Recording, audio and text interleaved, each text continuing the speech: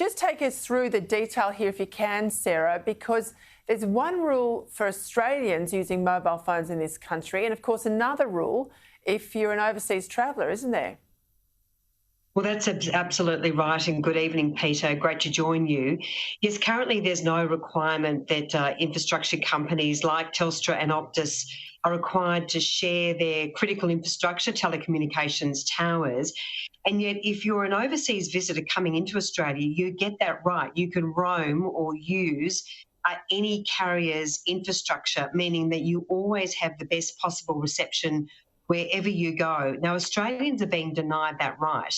And Telstra back in 2017 promised that if, there was no mobile roaming in Australia, it would continue to invest in regional communities. Peter, that hasn't happened. Frankly, Telstra has conned so many farmers groups, regional communities, and that's why I have called for the Minister to look at this issue again and certainly ask that the ACCC re-examine this issue. Well, I couldn't agree with you more. I remember many conversations. I worked for two communications ministers, and there was always those commitments from Telstra that as the rollout would increase, as you went from 3G to 4G now to 5G, that there would be the continuing infrastructure build out in the regions. You know, you've spent a lot of time in regional Victoria. You're based in and around Geelong. Is it still an issue people are raising with you, and how concerned are they, particularly in an emergency situation? Let's say they're on a highway and they can't use a phone. Well, it's an issue everywhere across regional Australia, even close to large regional cities like Geelong on the Bellarine Peninsula, places like Port Arlington, Indented Head, Clifton Springs, even those types of communities close to large regional cities really struggle, let alone more remote communities right across Australia. Frankly, Peter, Telstra have been absolute bastards, and if I can use that word in the colloquial Australian sense, let's not forget they've just been fined $50 million by the ACCC for engaging in the most disgraceful, unconscionable conduct in selling phone plans to Indigenous Australians who did not understand what they were buying. Telstra's conduct generally is so bad.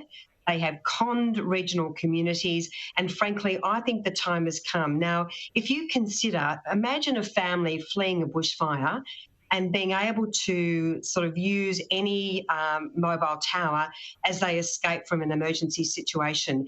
Telstra is even saying that that should not be allowed, and they will not embrace that. That was a criticism during the Bushfire Royal Commission, but unfortunately there was not a recommendation to that effect.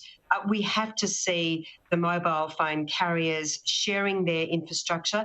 This is critical infrastructure, and it's no longer a privilege for Australians. It's a right. We all are entitled to the best mobile reception we can possibly access. We need more of it.